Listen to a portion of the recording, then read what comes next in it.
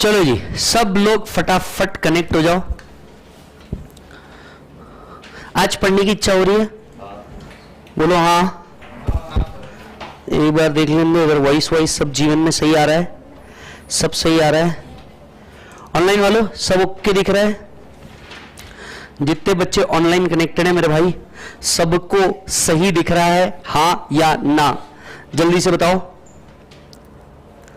और अगर जीवन में सब सही है तो शुरुआत करेंगे।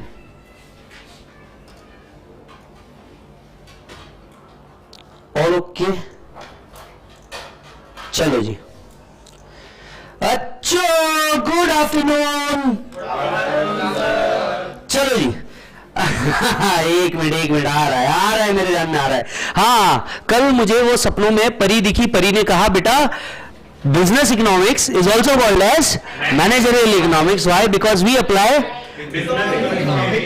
Business economics theory into practice. क्या इसलिए ही इसे अप्लाइड इकोनॉमिक्स भी कहा जाता है? यस, इसीलिए इसे अप्लाइड इकोनॉमिक्स भी कहा जाता है। मेरा बच्चा मुझे एक और बात बताएगा कि डिसीजन मेकिंग तो बड़ी सिंपल होती है, बहुत स्ट्रेट फॉरवर्ड होती है। इसमें करना ही क्या होता है? क्या बिजनेस डिसीजन मेकिंग बड़ी ही सिंपल होती है? नहीं, ये हाईली कॉम्प्लेक्स और डायनामिक आया है। दो वर्ड, हाईली कॉम्प्लेक्स क्योंकि एनवायरनमेंट में मार्केट कभी भी चेंज हो जाता है, और डायनामिक क्योंकि ये एवर चेंजिंग है। याद है ना भैया, जीवन बदल रहा है। पहले व्हाइट बोर्ड ब्लैक चौक नहीं, पहले ब्लैक बोर्ड व्हाइट चौक थे, फिर व्हाइट बोर्ड ब्लैक पेन थे, और अब तो बोर्ड ही गायब हो गए जीवन में। Yes, so things have change really. Yes,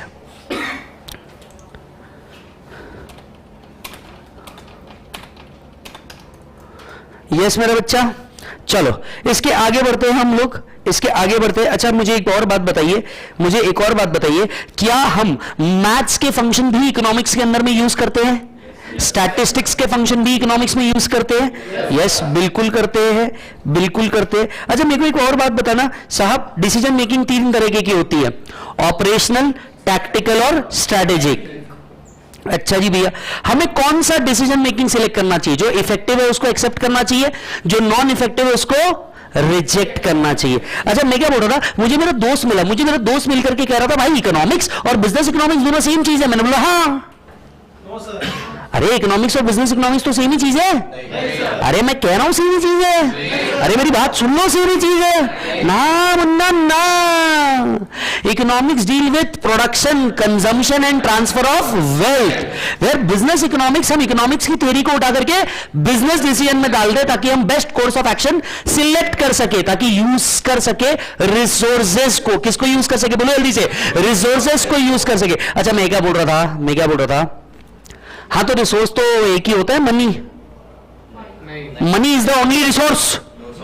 मैं कह रहा हूं तुम्हें मेरी बात माननी पड़ेगी। नहीं मानोगे? अच्छा बताओ क्यों नहीं मानोगे? रिसोर्सेज कितने तरह के? पांच एम कहते हैं भाई साहब इसको। पहला मशीन, मटेरियल, मेथड्स। याद आया मेरे बच्चे? हम इस बार उल्टा रिवीजन कर रहे हैं पूरा। यस। अच्छा, मैं क्या कह रहा था, इकोनॉमिक्स का सिर्फ एक ब्रांच है, माइक्रो। ठीक है, मेरी बात सुनो, मेरी बात सुनो। बताओ कितने? दो, माइक्रो और macro. Micro deals with small things, that is a individual और a unit, whereas macro deals with whole और aggregate. The exact word is aggregate. Yes और नो मालिक? चलो, बहुत बहुत बहुत शानदार। चलिए बच्चे बढ़ते हैं आगे, ये वो नोट्स है जो आपको ऑलरेडी दिए हुए हैं, हमारे हैं पेज नंबर 4 के ऊपर। यस, पेज नंबर 4 के ऊपर हम लोग आ रहे हैं। सभी लोगों को बता दूं, मैं साथ साथ में लिखवा भी रहा हूं, लिखवा इसलिए रहा हूं ताकि इतना भी एग्जाम टाइम पे ना पढ़ना पड़े। एग्जाम टाइम पे no if no but only cut to cut वाला पढ़ना पड़े, जो आपके रजिस्टर में भी साथ साथ में लिख रहे हैं। यस मालिक। चलिए, डेफिनेशन ऑफ बिजनेस इकोनॉमिक्स, क्या हमें इसे वापस से पढ़ने की जरूरत है या हम इसे ऑलरेडी पढ़ चुके हैं? ऑलरेडी पढ़ चुके हैं, हम सिर्फ इसको आकर के यहां पे रिवाइज करेंगे। So business economics may be defined as the use of economic analysis. यही डेफिनेशन थी क्या मालिक? Yes, it is the use of economic analysis to make business decisions. बताइए business decision क्या होता है? Business decision is selecting the best course of alternative. So business decision क्या होता है? Business decision is to select the best course of alternative. आपके पास जितने alternative available है उनमें से बेस्ट सिलेक्ट करना is taking a business decision involving the best use of organizational resources. कितने रिसोर्स की बात चल रही है मेरा बच्चा? 5M. तो 5M को बेहतरीन तरीके से यूज करना इकोनॉमिक थ्योरीज लगा करके, इसे हम कह सकते हैं बिजनेस इकोनॉमिक्स. इसे हम क्या कह सकते हैं? Business economics. इसको हम वापस से नहीं लिखेंगे क्योंकि हमने ऑलरेडी लिखा है. Yes, Joel Dean defined business economics in terms of the use of economic analysis in formulation of business policy. तो जॉल डेन ने भी वही डेफिनेशन दी है हमको कि बिजनेस इकोनॉमिक्स क्या है? इकोनॉमिक्स के एनालिसिस को यूज करके भैया बिजनेस पॉलिसीज बनाना, बिजनेस पॉलिसीज बनाना. अभी बिजनेस पॉलिसी मतलब क्या होता है? ये तो नया वर्ड है हमारी जिंदगी में, और आपको तो पता है मैं एवरेज बच्चा हूं, मेरे को तो जीरो से पढ़ना पड़ता. बिजनेस पॉलिसीज का मतलब क्या? हम जिस भी प्रोडक्ट या सर्विसेज में डील कर रहे हैं उसके लिए पॉलिसी बनाना. बिजनेस या प्रोफेशन जिसमें भी हम एंगेज है उसके लिए पॉलिसी बनाना. पॉलिसीज में क्या क्या हो सकता है? मे भी हो सकता है हम नए बिजनेस में एंटर कर जाए मालिक, ये एक पॉलिसी डिसीजन है. फॉर एग्जाम्पल हम आज तक के क्या कर रहे थे? क्लासेस बेच रहे थे. हो सकता है हम नए बिजनेस के अंदर में फ्रूट सेलिंग चालू कर दें. This is a new business. Yes, हो सकता है अब तक के हम क्लास ले रहे थे सीए, सीएस, सीएमए की, हम 11th 12th में उतर जाएं. This is a new line of segment. ये बिजनेस पॉलिसी, बिजनेस डिसीजन हो गया. हो सकता है कोई एग्जिस्टिंग डिवीजन था जिसको हम बंद कर दें. कोई एग्जिस्टिंग डिवीजन था जिसको हम क्या कर दे? बंद. फॉर एग्जांपल सोचिए कि जब टच स्क्रीन मोबाइल फोन चालू होगा तो लोगों ने क्वालिटी कीपैड्स बनाना बंद कर दिया होगा.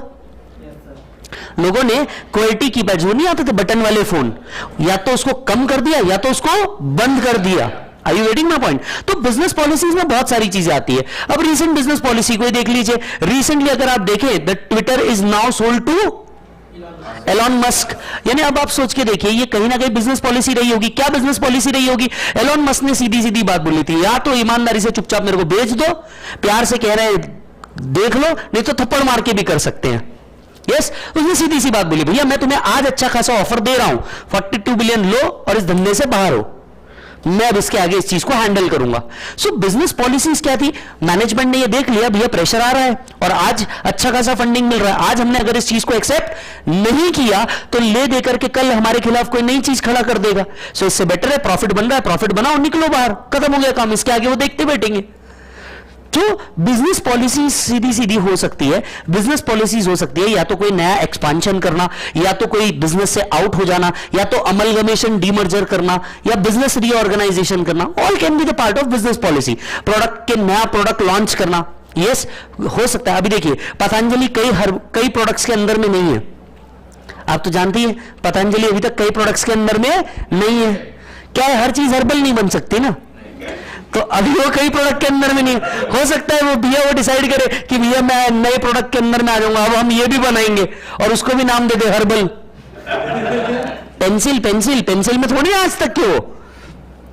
सो business economics is essentially a component of applied economics. आए ये लाइन तो कहीं लिखी लिखाई सी लगती है, हमारे पास भी लिखा हुआ है क्या?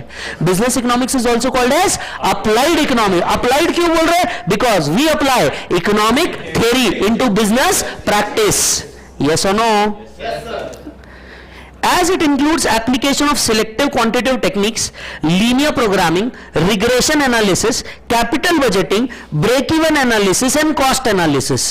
ये जितने भारी आपको वर्ड दिख रहे हैं, ये सारे वर्ड में से क्वांटिटेटिव टेक्निक्स तो आपको फाउंडेशन के अंदर में ही है मालिक, और regression analysis, capital budgeting, break even analysis, ये जब आप मेरे साथ कहां आओगे बेटा? इंटर पे आओगे, ये आपको पूरे के पूरे एक एक चैप्टर है.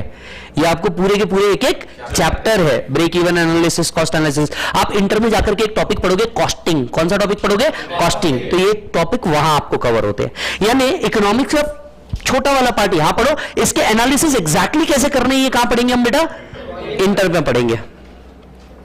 सो ये सिर्फ डेफिनेशन वाला पार्ट था, हमने ऑलरेडी लिखा हुआ है तो हम इसको वापस से नहीं लिखेंगे. नटूरे ऑफ बिजनेस इकोनॉमिक्स. क्या बेटा? नटूरे ऑफ बिजनेस इकोनॉमिक्स. अच्छा मुझे एक बात बताइए, जब मैं कहता हूं आपसे कि नेचर ऑफ बिजनेस इकोनॉमिक्स, मतलब आप क्या समझते हैं इसे हिंदी में? जैसे मैंने कहा नेचर ऑफ बिजनेस इकोनॉमिक्स, मतलब आपने क्या समझा? उसका स्वभाव कैसा है, हाउ इट इज. जब हम बात करते हैं बिजनेस इकोनॉमिक्स की, जब भी हम बात कर रहे हैं नेचर की, तो नेचर मतलब क्या होता है? How it is. हम रियल लाइफ में भी हम बोलते हैं ना उसका स्वभाव ऐसा है, मतलब हम डिफाइन करते हैं कि वो कैसा है. तो ठीक इसी तरीके से यहां पे भी डिफाइन किया गया है भैया बिजनेस इकोनॉमिक्स कैसा है. कैसा है भैया business economics? Business economics has been broadly classified into micro and macro economics. So economics दो प्रकार के होते हैं, माइक्रो और मैक्रो. ये भी हम ऑलरेडी लिख चुके हैं तो इस पे वापस टाइम नहीं लगाएंगे, सिर्फ पढ़ेंगे क्योंकि हमने जितना कुछ पढ़ा है वो सब बुक से ही पढ़ा हुआ है. यस, माइक्रो इकोनॉमिक्स मतलब क्या? Which deals with small things और यूनिट और ऑर्गेनाइजेशन. इसको हम क्या कह सकते हैं बेटा? माइक्रो इकोनॉमिक्स कह सकते हैं. Yes, so micro economics is basically the study and the behaviour of different individuals and organization within an economic system. Given an economic system, given an environment, इसके अंदर में अगर हम किसी इंडिविजुअल यूनिट की बात कर रहे हैं, लेट्स से अगर मैं सिर्फ एक कंपनी की बात कर रहा हूं, यानी मैं किसकी बात कर रहा हूं? माइक्रो इकोनॉमिक्स की बात कर रहा हूं. मैं किसकी बात कर रहा हूं मालिक? माइक्रो इकोनॉमिक्स की बात कर रहा हूं. In other word, micro economics is how the individual unit, may be a firm, may be a consumer, makes decision and how efficiently allocate their resources. Microeconomics is thinking about very small things. Microeconomics is thinking about very small things. जब एक दुकानदार कोई product को cell करेगा, वो कोई consumer को cell करेगा, तो जाहिर सी बात है उसके दिमाग में क्या रहेगा? कंज्यूमर. उसके दिमाग में क्या रहेगा? कंज्यूमर. अब फॉर एग्जांपल, अब मान लीजिए हम लोग फाउंडेशन के क्लास ले रहे हैं, तो जब हम लोग ये डिसीजन ले रहे हैं कि भैया फाउंडेशन का क्लास कैसे लेना है, आपको नहीं लगता हमें डिसाइड करना होगा पहला ये बच्चा कैसा होगा? हमें डिसाइड करना पड़ता होगा. क्यों डिसाइड करना पड़ता होगा मालिक? इसलिए डिसाइड करना पड़ता होगा क्योंकि जो बच्चा है ये बड़ा नहीं है, तो इसको हर छोटी चीज बतानी होगी. दूसरी बात, सिंस वो नया बच्चा, आज तक जीवन में उसने सिर्फ ब्लैक एंड व्हाइट बुक्स पढ़ी है, कभी कलर बुक्स नहीं पढ़ी, तो उसको बुक्स पढ़ाने के लिए देखो आपकी बुक्स को क्या किया गया? कलर्स किए गए जहां जहां पे इंपॉर्टेंट पॉइंट है. दूसरी बात, he is not able to understand कि भैया इतना बड़ा पैराग्राफ लिखा है, इसमें से इंपॉर्टेंट और नॉट इंपॉर्टेंट क्या क्या है, तो हमने खुद ही जो इंपॉर्टेंट है उसको अलग कलर कर दिया. So that is how small decisions are taken. फिर कुछ और डिसीजंस, इनके क्लास के टाइम क्या होने चाहिए, इनका प्रोडक्ट प्राइस क्या होना चाहिए, इनकी कितनी बार टेस्ट होनी चाहिए, ये सारी चीजें जो आ गई, अब हम पूरे इंडिया के सीए के बच्चों के लिए ले रहे हैं या एज अ ऑर्गेनाइजेशन वाइड कुछ बच्चों के लिए ले रहे हैं? एज अ ऑर्गेनाइजेशन वाइड हम कुछ बच्चों के लिए ले रहे हैं जो इस लेवल पे ऑपरेट कर रहे हैं, ना कि होल लेवल पे. So these are micro economics. Here the focus is on small number. लो बेटा एक लिपस्टिक लगाओ. Here the focus is on small number. चीजें यहां पे बड़ी छोटी है, छोटी चीजों पे रखा जाता है. 100 consumer, 500 consumer, depending upon the type of organization हम उसको क्या करते हैं बेटा? 100 कंज्यूमर, 500 कंज्यूमर, इसके ऊपर डील करते हैं. rather than all units combined. Therefore it does not explain what is happening in the wider economic analysis. इसी के लिए ये wider terms में कभी भी बात नहीं करता बेटा, ये wider terms में कभी भी बात नहीं करता, यानी ये छोटे terms में बात करेगा कि ये छोटे terms के अंदर में किस तरीके से वर्कआउट होगा. Generally we mainly study product pricing. Product का प्राइस क्या होना चाहिए, अभी अभी मैंने आपको बताया कि भैया फाउंडेशन का प्राइस हमने क्या रखना चाहिए, is a matter of micro economics. Consumer behaviour, हमें पता है कंज्यूमर आएगा, राइट? अगर फाउंडेशन ने इसको इतनी इतनी बड़ी बड़ी बुक दे दी तो वो झेल ही नहीं पाएगा, भले उसने सुना हो कि ये कोर्स बड़ा टफ है. ये कोर्स टफ नहीं बेटा, ये कोर्स टफ लोगों के लिए है, ये कोर्स टफ नहीं है, ये कोर्स टफ लोगों के लिए है. तो जाहिर सी बात है हमें उसका बिहेवियर भी समझना होगा. दूसरी बात, अभी तुम छोटे छोटे माइक्रो कौले बच्चे हो, अभी तुम कैसे बच्चे हो? कौले बच्चे हो. अगर तुम्हें मस्ती करवाई जाए और तुम्हारी बार बार टेस्ट नहीं ली जाए तो तुम खुद होके घर पे पढ़ने वाले नहीं. अभी कितना भी कर लिया मालिक, तो तुमने एक वो maturity related to this particular course आनी बाकी है. तो हमें आपका कंज्यूमर बिहेवियर समझना होगा, हमें फैक्टर प्राइसिंग समझना होगा कि भैया किस चीज का कितना प्राइसिंग रखना है. मान लीजिए यही अगर हम मल्टीपल प्रोडक्ट के साथ डील कर रहे हैं या मल्टीपल लेवल पे डील कर रहे हैं तो हमें फैक्टर प्राइसिंग जरूरी है. फॉर एग्जांपल फाउंडेशन में कितना प्राइस रहेगा, इंटर में कितना प्राइस रहेगा, फाइनल में कितना प्राइस रहेगा। तो हमें सिर्फ प्रोडक्ट प्राइस तो करना ही करना है, हमें फैक्टर प्राइसिंग भी करनी होगी, अलग अलग फैक्टर्स के प्राइसिंग क्या। अगर कोई बच्चा बोलता है कि सिर्फ मेरे को इकोनॉमिक्स लेना है, अगर कोई बच्चा बोलता है सिर्फ मेरे को मैथ्स लेना है, तो हमें अलग अलग फैक्टर प्राइसिंग भी रखनी होगी, प्रोडक्ट प्राइसिंग भी रखनी होगी। Economic condition of a selected section, अब हमें यह भी देखना होगा कि भैया हम जिनको प्रोडक्ट बेच रहे हैं वो किन क्लास के लोग हैं, वो अमीर लोग हैं, वो बहुत गरीब लोग हैं, या एक मध्यम परिवार से बिलोंग करते हैं।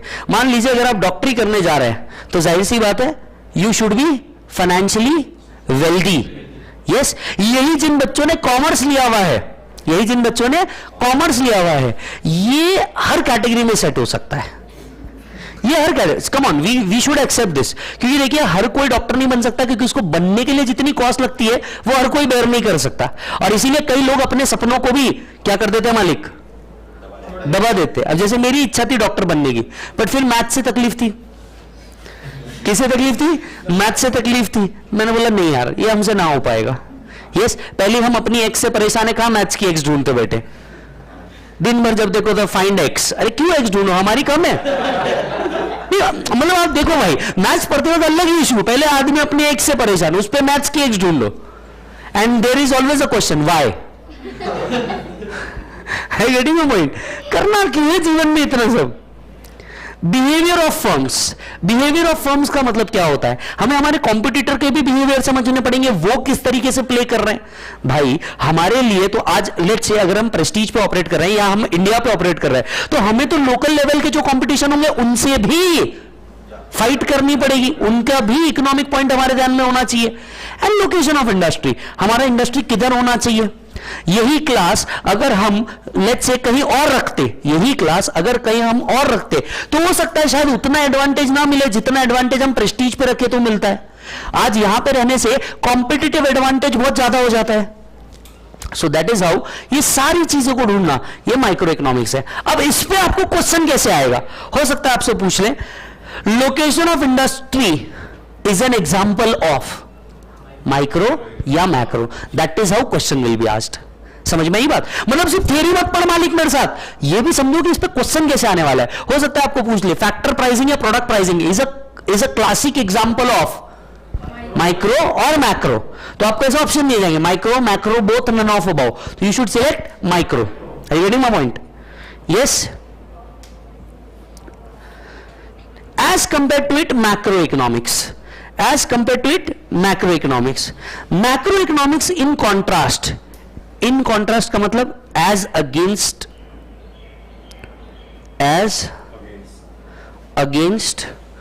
micro। अब हम सीधा सीधा कंपेयर कर रहे हैं। Macroeconomic in contrast is a study of overall economic phenomenon of an economy as a whole rather than an individual parts. सीधी सी बात है भाई जी, सीधी सी बात है। अब हम एक के बारे में बात ना करके अगर पूरे नेशन की बात करें, अगर हम एक के बारे में बात ना करके पूरे नेशन की बात करें, तो हम किसकी बात कर रहे हैं बेटा? Macro economic, not micro, macro economics की बात कर रहे हैं। Are you getting my point? अच्छा जी सर, मुझे एक और बात बताइए, अगर मैं बात करता हूं टेलीकॉम इंडस्ट्री की, तो मैं माइक्रो की बात कर रहा हूं या मैं मैक्रो की बात कर रहा हूं? माइक्रो या मैक्रो? मैक्रो की बात कर रहा हूं। Yes, just give me a moment.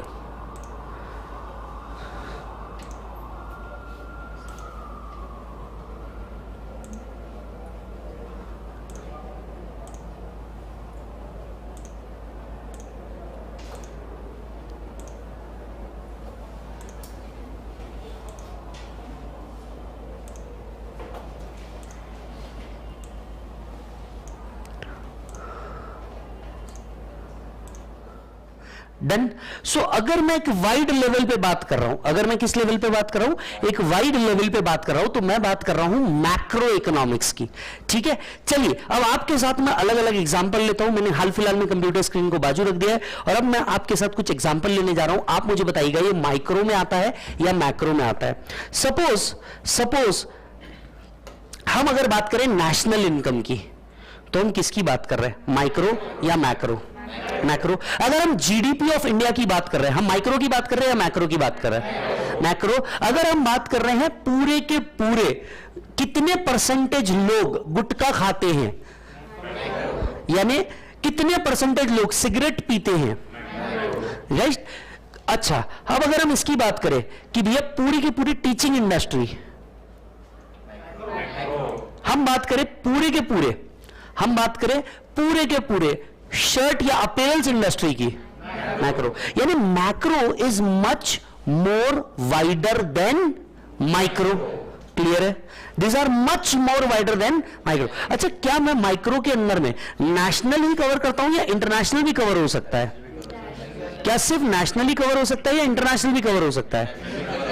Both cover हो सकते हैं, यस, क्योंकि हम बात कर रहे हैं देश और दुनिया की। हम बात किसकी कर रहे हैं? देश और दुनिया की। क्या हम इसमें पॉलिटिक्स भी कवर कर सकते हैं? क्या हम इसमें पॉलिटिक्स भी कवर कर सकते हैं? यस, आप बिल्कुल इसके अंदर में पॉलिटिक्स भी कवर कर सकते हो, कोई भी प्रॉब्लम नहीं है। यस, अच्छा जी, एक और बात बताइए, एक और बात बताइए, आपके सिलेबस के अंदर में माइक्रो का रखा गया है या मैक्रो रखा गया है? माइक्रो रखा गया है आपके सिलेबस के अंदर में। यस, अच्छा जी, मुझे एक और बात क्लैरिफिकेशन दीजिए, जस्ट मोमेंट।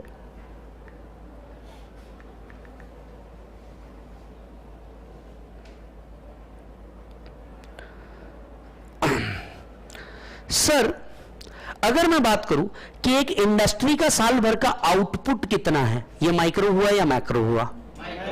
माइक्रो। अगर मैं बात करूं इंडिया में फॉरेन इन्वेस्टमेंट्स कितना है, माइक्रो या मैक्रो? इंडिया से इंपोर्ट कितना, इंडिया में इंपोर्ट कितना होता है, इंडिया से एक्सपोर्ट कितना होता है, माइक्रो। यानी हम यहां पे सिर्फ नेशनल की बात नहीं कर रहे हैं, हम national as well as international की भी बात करते हैं जब हम मैक्रो इकोनॉमिक्स की बात करते हैं। से यस, यस। अच्छा, मुझे एक बात बताइए, ये मैक्रो डिसीजन मेकिंग जो होती है, ये जो मैक्रो डिसीजन मेकिंग होती है, ये आप या मैं करते हैं या गवर्नमेंट या कोई अथॉरिटी करती है? मैक्रो की बात कर रहा हूं मैं मैक्रो की अगर बात कर रहा हूं तो आप या मैं कर रहे हैं या इसे गवर्नमेंट या कोई अथॉरिटी करेगा? गवर्नमेंट या कोई अथॉरिटी करेगा, क्योंकि आप और मैं किसी एक यूनिट का कर ले यही बहुत है, राइट। अगर हम पूरे नेशनल का करने जाएंगे ना प्रभु, पूरे नेशनल का करने जाएंगे तो it is really not possible to collect the data, to collect the information and then decide ये कितना है, राइट। अगर आप देखें पूरे भारत में भी एक साथ इलेक्शन होना पॉसिबल नहीं है, क्योंकि ये मास मूवमेंट वाली बात है। यस, ये मास मूवमेंट वाली बात है। इसीलिए आप देखेंगे जब प्रधानमंत्री जी के भी इलेक्शन होते हैं, ये हर स्टेट में अलग अलग टाइम पे किए जाते हैं, ताकि इतना बड़ा ज्योग्राफिया, इतना बड़ा डेमोग्राफी हम क्या कर सके, कवर कर सके। Are you getting my point? Yes, अच्छा जी। सो business economics is a great combination, business economics is a great combination of micro as well as macro। अच्छा, मुझे एक बात बताइए, ये पॉइंट बड़े काम की चीज थी, क्या बिजनेस इकोनॉमिक्स में दोनों आता है, micro as well as macro? Yes, business economics में मैक्सिमम, अगर आपको याद हो तो जब मैंने लेक्चर चालू किया था तभी मैं आपको वापस लाके खड़ा कर दिया हूं that business economics is a fine combination, more of micro and some few of macro. याद आ रहा है आपको? दूसरे दिन का लेक्चर था जब मैंने आपसे ये कहा था, आज दूसरे दिन का लेक्चर मैं आपको चौथे दिन के साथ जोड़ रहा हूं। यस, कि भैया हमने देखा कि ये अल्टीमेटली जुड़ जाता है।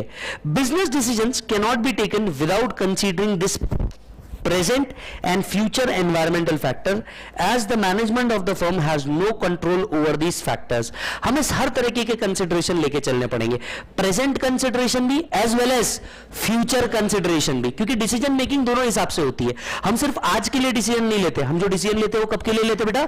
फ्यूचर के लिए भी लेते। सो अकॉर्डिंगली रजिस्टर पे जाइए, मैं कोई पॉइंट डिक्टेट कर रहा हूं वो लिखिए।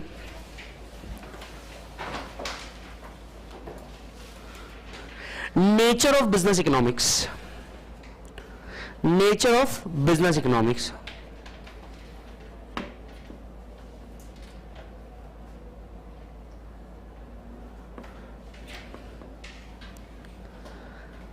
Business economics is divided in two parts, micro and macro।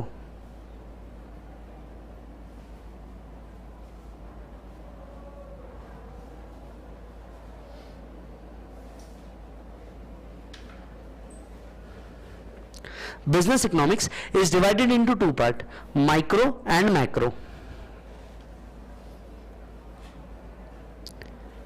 Second point, micro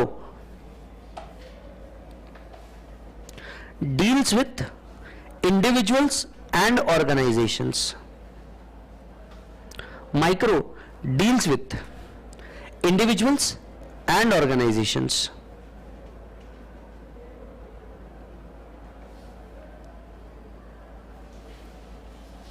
And it deals with small numbers. And it deals with small numbers.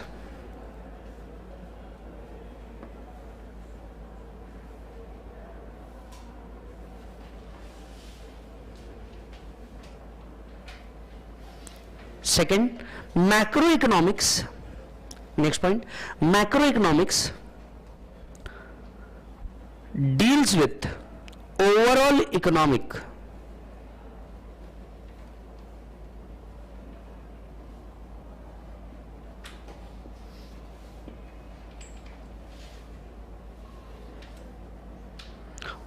economics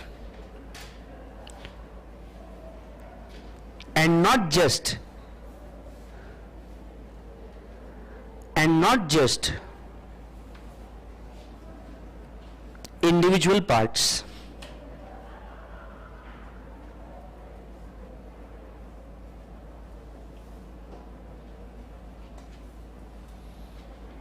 That is dealing with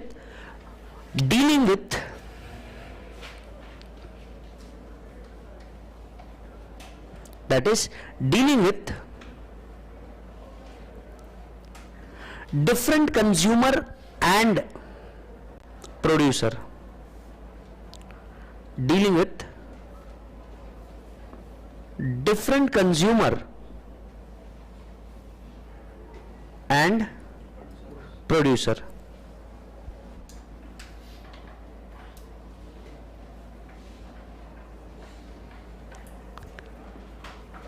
meaning समझिए भाई।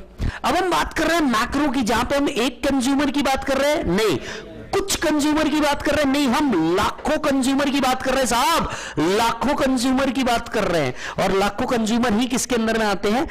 Macro के अंदर में आता है। देखिए हमने चालू किया, इकोनॉमिक्स दो प्रकार के होते हैं, फिर लिखा माइक्रो क्या होता है, फिर लिखा मैक्रो क्या होता है। अब next point, I am dictating it, next point. So business economics,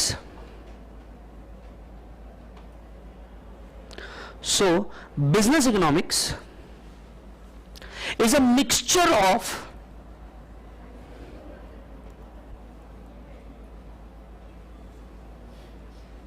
micro as well as macroeconomics.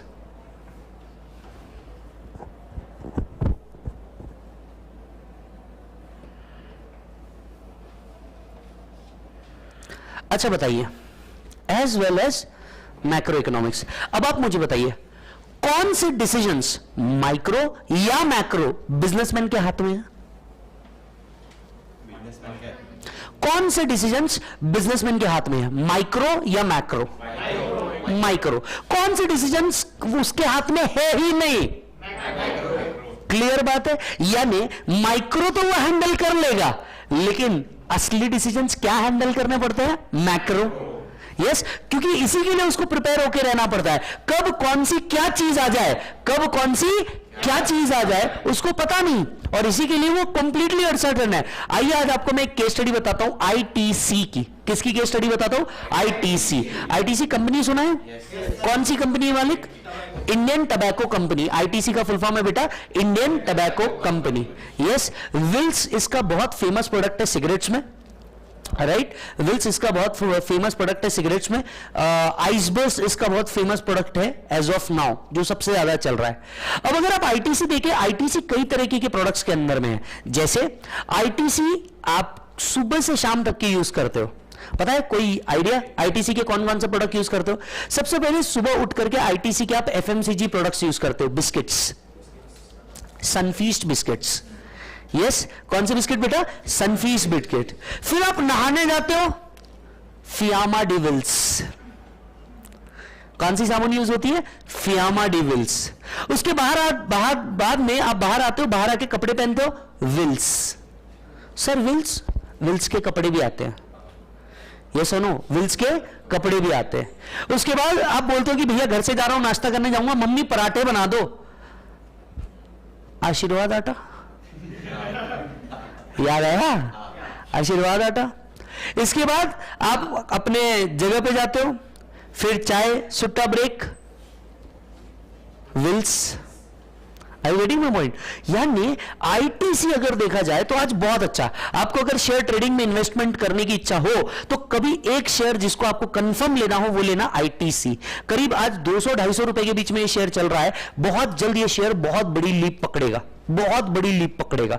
क्यों? क्योंकि आईटीसी इतना ज्यादा फैला हुआ बिजनेस है। इसके अलावा आप शाम में अपनी बीवी को लेकर के, गर्लफ्रेंड को लेकर के आप जाओगे होटल्स के अंदर में, आईटीसी के होटल्स भी है, आईटीसी के होटल्स भी है।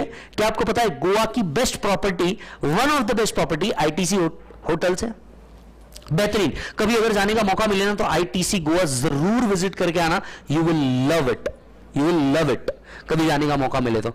सो आप देखेंगे आईटीसी इतना बड़ा ब्रांड होने के बावजूद भी, आईटीसी इतना बड़ा ब्रांड होने के बावजूद भी शेयर प्राइस चल रहा है सिर्फ 200 से 250। रीजन क्या है? रीजन है बेटा टबैको। गवर्नमेंट कभी भी उठ सुट के टबैको के ऊपर रिस्ट्रिक्शन ला सकती है। गवर्नमेंट कभी भी उठ सुट के टबैको के ऊपर क्या ला लेती? रिस्ट्रिक्शन ला लेती। अगर गवर्नमेंट ने टबैको के ऊपर भाई साहब रिस्ट्रिक्शन ला ली ना तो उस बिजनेस को सबसे बड़ा हैम्पर होना। क्यों होना है? क्योंकि भाई साहब आज आईटीसी का मेजर रेवेन्यू किसके कारण आ रहा है? टबैको के कारण आ रहा है। यस, आज आईटीसी का मेजर रेवेन्यू टबैको के कारण आ रहा है। और उनका एक डिसीजन, गवर्नमेंट का एक डिसीजन, उन्होंने बोल दिया महाराष्ट्र के अंदर में सिगरेट्स बैन। तो आज सोचिए आईटीसी का जो इतना बड़ा बिजनेस है वो 1 मिनट के अंदर में हैम्पर हो जाएगा। क्यों हैम्पर हो जाएगा? क्योंकि आईटीसी का मेजर रेवेन्यू किससे आ रहा है? लेकिन अब एक बात बताइए, सिगरेट का प्राइस किसके हाथ में है? आईटीसी। गवर्नमेंट का रेगुलेशन उसके हाथ में है क्या? नहीं। यानी माइक्रो तो उसके हाथ में है, मैक्रो उसके हाथ में नहीं है। So what he needs to present, उसको अपना प्रेजेंट भी संभालना है और उसको अपना फ्यूचर भी संभालना है, and he has to prepare it for that. और यही एक रीजन था आईटीसी अलग अलग सेगमेंट्स में एंटर कर गया। क्योंकि आईटीसी ने कहा कि भैया अगर मैं सिर्फ टबाको के भरोसे रह गया, कल चल के कोई आया उसने बोला बंद, उसने क्या बोला? बंद, तो भैया इसका तो बिजनेस खड़े खड़े में हैम्पर हो जाएगा। अब आप बताइए, महाराष्ट्र के अंदर में गुटखा बैन ला लिया, ठीक है? अब ये पता आपको भी है और मेरे को भी है कि हर टपरी पे मिल रहा है। बोलो जुबा केसरी हर रोज हो रही है, समझ में आ रही बात? हर रोज चल रहा है, हर जगह चल रहा है। लेकिन पॉइंट क्या है? महाराष्ट्र में बैन है, गुजरात में कहा है कि भैया लिक्कर बैन है, पर क्या बिक्री बंद हो गई है क्या? नहीं, उल्टा क्या हो जाता है, ये डबल द प्राइस में बिकना चालू हो जाती है उन जगहों पे। लेकिन आप एक बात देखिए, कंपनीज को तो सीधा सीधा घाटा है। कंपनीज को घाटा क्यों है? क्योंकि कंपनीज तो आज भी पाउच पे 10 रुपए लिख के दे रही है, जबकि वो प्रोडक्ट रजनीगंधा पान मसाला का कितने का बिक रहा है? 20। कंपनी को तो वैसे ही खड़े खड़े में नुकसान है। गेटिंग और नॉट? दूसरी बात, अब वो लीगली महाराष्ट्र में सेल नहीं कर सकते। वो अपना सेल कहां करेंगे? महाराष्ट्र के आजू बाजू वाले एरिया पे करेंगे। उन जगहों से महाराष्ट्र में इलीगली एक्सपोर्ट होकर के आएंगे, उन जगह से इलीगली एक्सपोर्ट होंगे। फॉर एग्जांपल, यहां का कोई टपरी वाला, होलसेलर वाला क्या करेगा? दूसरे स्टेट में जाएगा। अब जैसे मैं आपको बताता हूं क्या होता है, एकदम प्रैक्टिकल सॉल्यूशन बताता हूं। महाराष्ट्र से 3 स्टेट कनेक्टेड है। कौन कौन से? मध्य प्रदेश कवर्ड है, गुजरात कवर्ड है, इधर गोवा कर्नाटका कवर्ड है, यस, आंध्र प्रदेश भी कवर्ड है फॉर सम मैटर, यस। अब क्या होगा, यहां के जो आसपास के होलसेलर रहते हैं बॉर्डर वाले, ये लोग क्या करते, दूसरे स्टेट में पलायन करते, वहां पे जाके क्वांटिटी में परचेस करके लेके आ जाते। उसके बाद उनके सप्लायर्स को वो लोग क्या करते, यहां पे डिस्ट्रीब्यूट कर देते, और पूरा नेटवर्क बिल्कुल उस तरीके से चल रहा है। गवर्नमेंट के हाथ में है बेटा, मैं करूं, लेकिन इससे कंपनी को नुकसान हो रहा है या प्रॉफिट हो रहा है? नुकसान। कंपनी को तो नुकसान है भाई, यस। उनका ही 10 रुपए का प्रोडक्ट मार्केट में 20 रुपए में बिक रहा है, यानी जो प्रॉफिट शायद कंपनी का हो सकता था वो अवॉइड हो गया। सो आपके हाथ में क्या है? माइक्रो, उनके हाथ में क्या है? Macro, yes. नेक्स्ट पॉइंट लिखिए, नेक्स्ट पॉइंट लिखिए। An organisation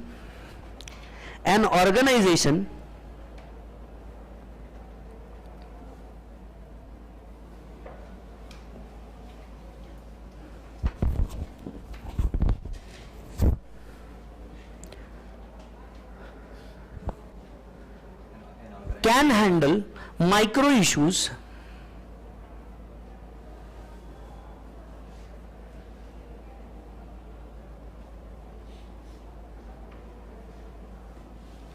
however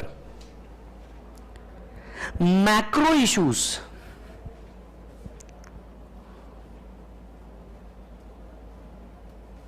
cannot be controlled by him. Macro issues cannot be controlled by him.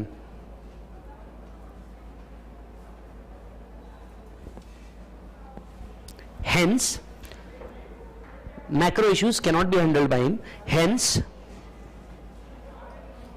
he should fine-tune its policy.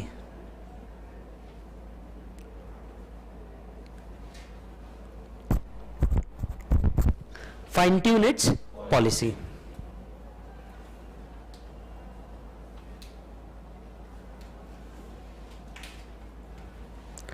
Done है बच्चा? चलिए,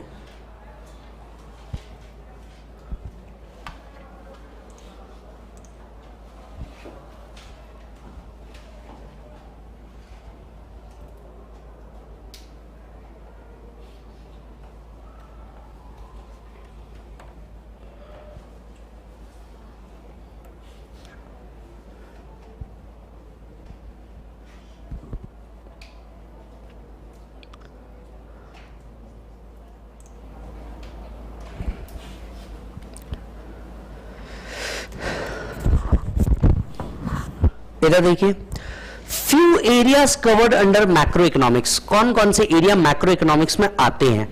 पहला, national income, national output, general price levels क्या होंगे, interest rates क्या होंगे, balance of trade and balance of payment, value of currency, overall level of saving and investments. ये सब बड़ी चीजें हैं. बड़ी चीज के अंदर में क्या आती है? मैक्रो. Business decisions, इस पॉइंट पे आइए. Business decisions cannot be taken without considering this present and future environmental factors. As the management of firm has no control over these factors, it should be fine-tune its policy to minimize their adverse effect. Nature of business economics. यहां पे भी हमने वही पढ़ा था, यहां पे भी हम उसको क्या कर रहे हैं? एक्सटेंड कर रहे हैं. Nature of business economics. The business economics और the economic world is highly complex. Highly complex क्यों बेटा? अगर हम बात करें हाईली कॉम्प्लेक्स इसलिए क्योंकि यहां पे कई वेरिएबल फैक्टर्स वर्क करते हैं. कुछ लोगों को ऑफलाइन सेल पसंद है. फॉर एग्जांपल, आज अगर आप ऑनलाइन किराना परचेस करोगे तो बहुत सारे लोग आज भी इसे परचेस नहीं करेंगे. पूछो क्यों? ऑनलाइन पेमेंट में आपको अपफ्रंट पहले पेमेंट करना पड़ता, वेराज आपके घर के बाजू वाला किराना दुकान वाला एक एक महीने का क्रेडिट देता है. दूसरी बात, आपको कभी भी कोई प्रोडक्ट की जरूरत हो रात 11 बजे भी आप हक से जाकर के दुकान ओपन करवा देते हो, वो नहीं होता. समझ में आ रही बात? तीसरा, उससे भाई वाले रिलेशन बन जाते हैं अपने भी. वो तो अपने भाऊ ताया, मम्मी चाचा फूफा ऐसा कुछ तो बन जाते हैं, जिनके कारण अब देखिए, अब Amazon को भी ये चीज इशू कर रही होगी या नहीं कर रही होगी? कर रही होगी.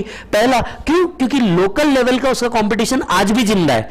कितना भी ऑनलाइन आन दो, लोकल लेवल का कंपटीशन उसका आज भी जिंदा है. यस. सो दूसरी बात, आज लोकल लेवल के कंपटीशन को क्या इशू है?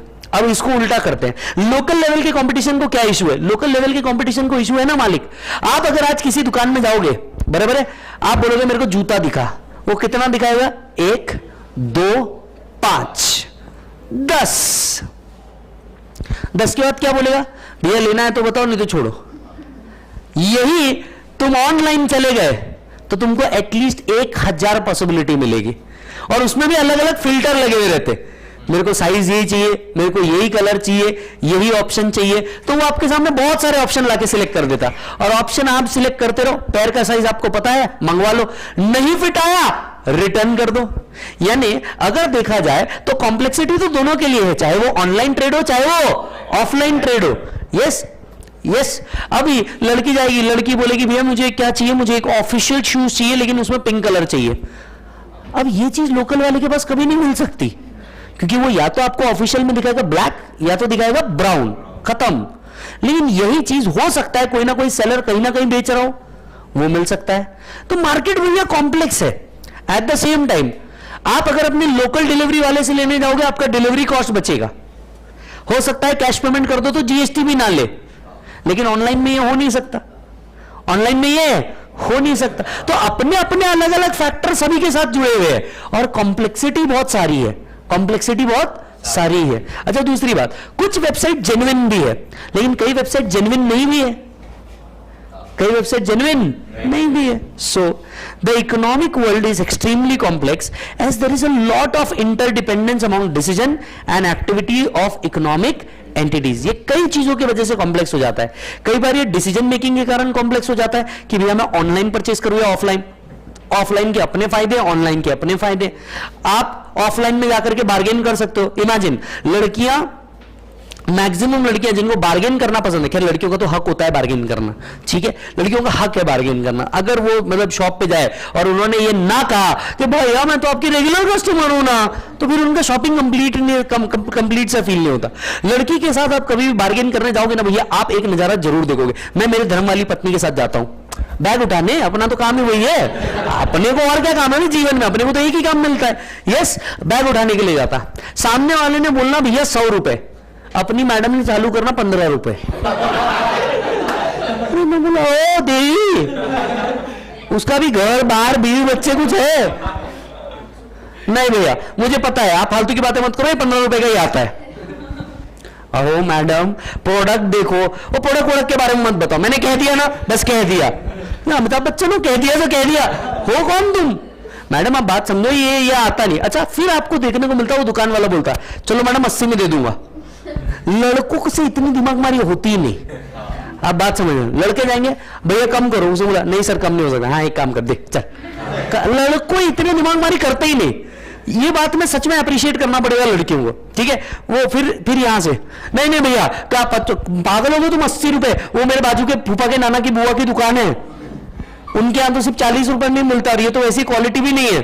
नहीं मैडम क्वालिटी बहुत अच्छी है, कसम से बोल रहा हूं, मां कसम बोल रहा हूं सर, बहुत अच्छी क्वालिटी है। अच्छा काम करो 50 में फाइनल दे देना, और तुम बैठो बैठ के क्या चल रहा जीवन में, और अल्टीमेटली वो प्रोडक्ट 18 रुपए में लेके ही आएगी। तो बहुत सारे कॉम्प्लेक्स है। जब आप डिसीजन मेकिंग करने जाते हो तो इंटरडिपेंडेंसी बहुत सारी चीजों के ऊपर है। आपका निगोशिएटिंग स्किल ये ऑनलाइन हो सकता नहीं, ऑनलाइन में आपके पास ऐसा ऑप्शन रहता है क्या कि you can also negotiate for this, वहां जितने भी मिल रहा उतने में मिल रहा, यहां जाकर के आप कैश पेमेंट कर दो, जीएसटी अवॉइड करके भैया बिल नहीं चाहिए, कोई प्रॉब्लम नहीं, बिल नहीं चाहिए ले लो।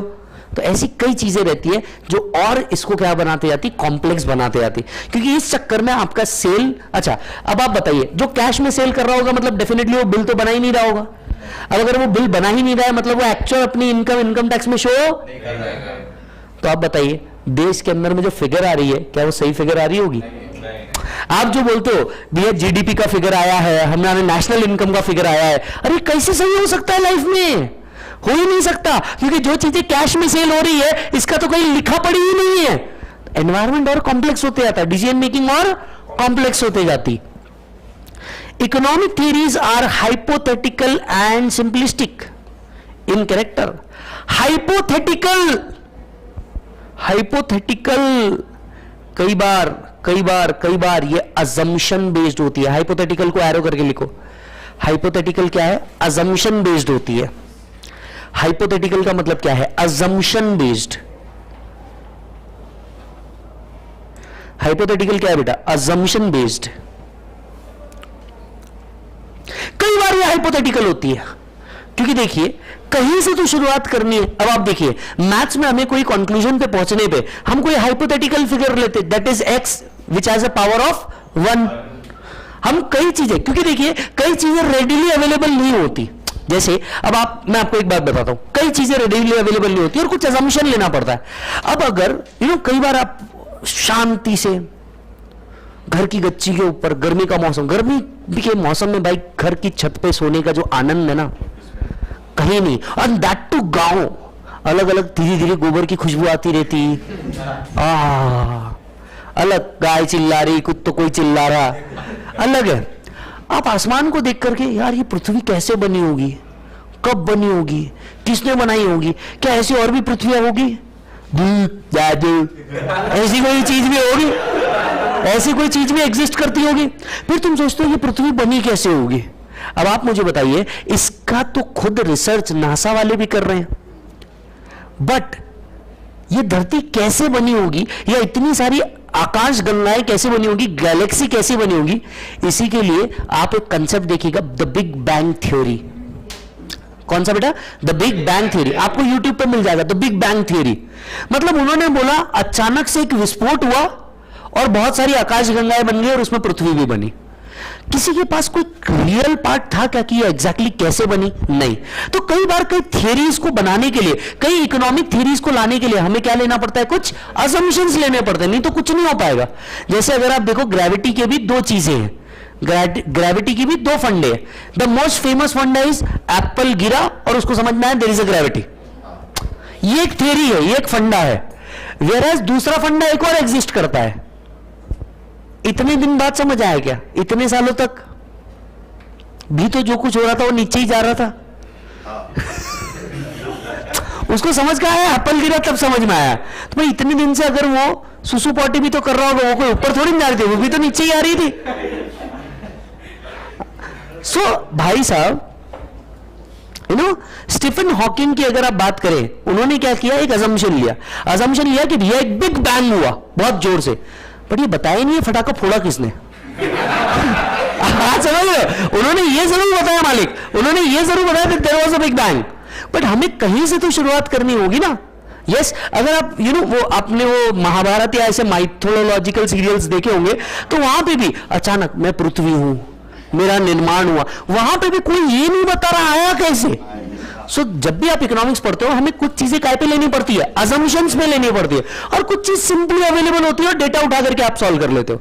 सो economics theories are somewhat hypothetical and somewhat simplistic. कुछ अजम्पशन पे बेस्ड है और कुछ रियलिटी पे बेस्ड है। Are you getting my point? Next point लिखिए, नेचर में ही कंटिन्यू कीजिए, नेचर में ही कंटिन्यू कीजिए ये line. Economic theories are hypothetical, economic theories are hypothetical, hypothetical के बाजू में ब्रैकेट में लिखिए अजम्पशन बेस्ड,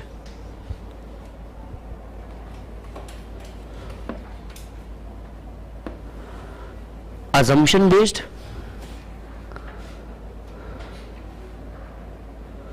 दूसरा लिखिए सिंपलिस्टिक,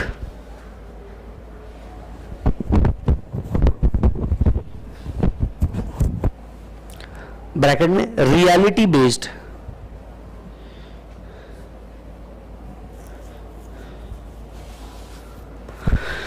तो ये कॉम्बिनेशन होगा। तो इसके आगे भी बेटा जो इकोनॉमिक्स की हम थियरीज पढ़ते रहेंगे, तो हम कुछ चीजें अजम्पशन की होगी वही हम एज इट इज पढ़ेंगे। यस, जिसके पीछे आपको कोई सटीक लॉजिक नहीं मिलेगा। बिग बैंग थियरी याद रखना, इसके पीछे हमें कोई सटीक लॉजिक नहीं मिलेगा कि ऐसा ही क्यों है, but there is something which is based on hypothesis, where is something which is based on reality. तो हम इस तरह से ही उसको पढ़ेंगे। अच्छा जी, therefore usually there is a gap between the proposition of economics theory and happening in real life।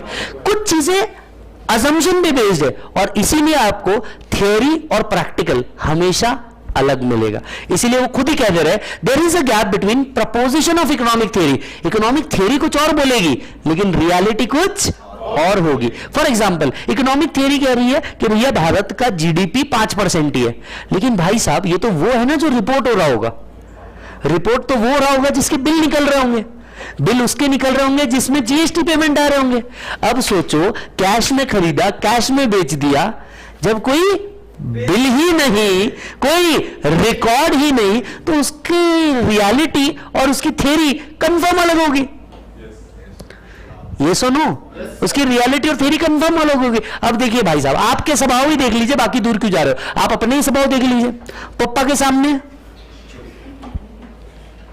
पप्पा उधर दिखे, लड़के यहीं से रास्ता बदल डालते। पप्पा अगर सामने दिखे, लड़के यहीं से रास्ता बदल डालते। पप्पा ने जो बोला इसको कोई क्वेश्चन नहीं होता, ये ऑटोमेटिक एक कंक्लूजन होता है। यही मम्मी दिखी तो अपने दुनिया के नाटक चालू हो जाते, स्पेशली लड़कों के। क्या है, माँ के मगरमच्छ रहते ना बेचारे, क्या लड़कियां पापा की परी रहती, वो पापा से जो कुछ रहता है वो सब बोल देती, लड़के बेचारे माँ के मगरमच्छ रहते, उनके सारे नाटक माँ के सामने। पैसे मांगना होगा, पप्पा से मांगने की हिम्मत होती क्या तुम्हारी पैसे? क्यों नहीं होती? अपनी हिम्मत नहीं हो सकती। अबे पप्पा देते नहीं, पहले 5 साल पहले का हिसाब पूछेंगे, 5 साल पहले तेरे को 20 रुपए दिया था, उसका क्या हुआ? उसका एक्सप्लेनेशन हमारे पास होनी है। यही अपनी बहनों को देख लो, उनने कल 500 लिए होंगे, आज 500 मांगेंगे ना, पप्पा ऑटोमेटिक देने जाएंगे। हाँ 500 लेगा, 1000 भी देगा। होता है नहीं होता है सर? बच्चियों तुम बताओ, होता है नहीं होता है? बिल्कुल होता है, बिल्कुल होता है। यस। तो भाई साहब एक बात याद रखिए, जो प्रैक्टिकली होता है और जो थ्योरी में होता है ये बिल्कुल अलग होता है। क्यों अलग होता है? क्योंकि इकोनॉमिक्स कई बार अजम्पशन पे बेस्ड है, और जब आप अजम्पशन लोगे तो कुछ चीजें रियलिटी में होगी, कुछ चीजें नहीं होगी। आप लोगों में से किसी को बुक्स पढ़ने का शौक है? एक नहीं, ये ICAI वाली नहीं, मतलब नॉर्मल बुक्स पढ़ने का शौक है? मेरे को भी बहुत है, बहुत शौक है। इसमें ना अमीश करके एक राइटर है जिन्होंने बहुत सारी बुक लिखी है, लेट्स मलुआ, शिवा, रामायणा, सीता, ऐसी बहुत सारी बुक लिखी है। अगर कभी पढ़ने का शौक हो, और मैं कहूंगा कि प्लीज डेवलप करो, क्योंकि बुक पढ़ना अपने आप में एक नया थ्योरी है। जब आप बुक्स पढ़ते हो ना, इसका फायदा पता है क्या होता है? जब आप बुक्स पढ़ते हो ना, इसका फायदा ये होता है कि आपके माइंड ओपन होते हैं। आपके क्या ओपन होते हैं? माइंड ओपन होते हैं कि भैया मैं कुछ नया देखूं, मैं कुछ नया करूं, राइट? अब जैसे मैं बात कर रहा हूं अमीश की बुक की। अमीश की बुक कहती है कि भैया भगवान नाम की चीज एग्जिस्ट ही नहीं करती थी। उसने पहले ही फ्री फेज में लिख दिया, मैं ये फिक्शन बना रहा हूं, ये मेरा पॉइंट ऑफ व्यू है। वो कहते हैं कि भैया ये भगवान नाम की चीज एग्जिस्ट नहीं करती। टेक्निकली अगर आप देखो, बुक के अंदर एक अलग प्रपोजिशन लिखा है कि जितने भी भगवान हुए ये सारे राजा महाराजा ही क्यों थे? ये सारे राजा महाराजा ही क्यों थे? बात तो सही है। जिन जिनको हम वर्शिप करते हैं, भगवान की बात करते हैं, ये सारे राजा महाराजा ही क्यों थे? वो बोलते हैं कि भैया ये राजा महाराजा ही थे, और ये सभी के सभी खोज कर रहे थे अमृत की। अगर आपको याद हो, अमृत की खोज चल रही थी, ताकि उनका परिवार परपेचुअल ईयर्स तक के जीता रहे। अब जब खोज कर देते थे ऋषि मुनि, रिसर्चर्स जब खोज करते थे, तो खोज करने के बाद ये किसी और के ऊपर ट्रायल एरर करते तो वो आदमी अमर हो जाता, अगर ये फॉर्मूला सही होता तो। इसीलिए डायरेक्टली जो प्रशिक्षण किया जाता था वो उन पे किया जाता था। और ये इसका रीजन था कि ये केमिकल रिएक्शंस होते थे, तो किसी को 4 हाथ निकल जाते थे, 10 सर, कि कोई अति बलशाली हो जाता था, किसी के पास कुछ अलग शक्तियां आ जाती थी। अब अगर आप देखो, हमने जो हमारा भगवानों के बारे में कहानी सुनी है, और अब ये जब दूसरा एंगल देखते हो तो टोटली अलग दिखता है। पता किसी को नहीं है। Some things is based on hypothetical and some is based on simplicity. That's why there is a gap. Yes. अच्छा, so therefore usually there is a gap between the proposition of economic theory and happening in real economic world. ये बहुत अलग है। अच्छा आप मुझे बताइए, सभी लोग कहते हैं इनकम कम हो रही है, इनकम कम हुई है, इनकम कम हुई है। आप मुझे रियली बताइए, आप आपके आसपास के लोग को देख के बताइएगा, पिछले 2 साल में सच में उनकी इनकम कम हुई है, या इतनी इनकम ही थी, या ज्यादा बढ़ी है? आप आपके पास का एग्जांपल देख के बताओ, बाकी छोड़ो। अगर मैं मेरे पास का एग्जांपल देखूं तो ऑलमोस्ट मेरे पास के जितने सारे लोग थे सबकी इनकम बढ़ी है। इनफैक्ट कोरोना में भी उनकी इनकम बढ़ी है। कुछ है जिनकी इनकम डेफिनेटली कम हुई है, पर अगर मैं मेरे आसपास देखूं तो सबकी, लेकिन सबके सबका बोलना क्या है, सब लोगों ने अपने प्राइस बढ़ा दिया। आपने देखा कोरोना के बाद हर होटल का प्राइस बढ़ गया, हर प्रोडक्ट का प्राइस बढ़ गया, सब चीज का प्राइस बढ़ा। सबने एक ही रीजन बताया, भैया 2 साल था ही नहीं बिजनेस, अब हम कहीं से तो रिकवर करेंगे। जबकि बिजनेस तो उस टाइम पे भी किया, बिजनेस उस टाइम पे भी किया, सबके सब ने किया, but reality is different and economic theory is different. Business economics enable application of economic logic and analytical tool to bridge the gap between theory and practice. हाँ, business economics बस एक कोशिश जरूर कर लेता है कि ये theory और ये जो practice है इसके बीच का गैप कम कर दे, लेकिन ये गैप कभी खत्म हो सकता नहीं। लास्ट पॉइंट लिख दीजिए, लास्ट पॉइंट लिख दीजिए। Business economy try to reduce the gap. Business economics try to reduce the gap between practice and theory, between practice and theory.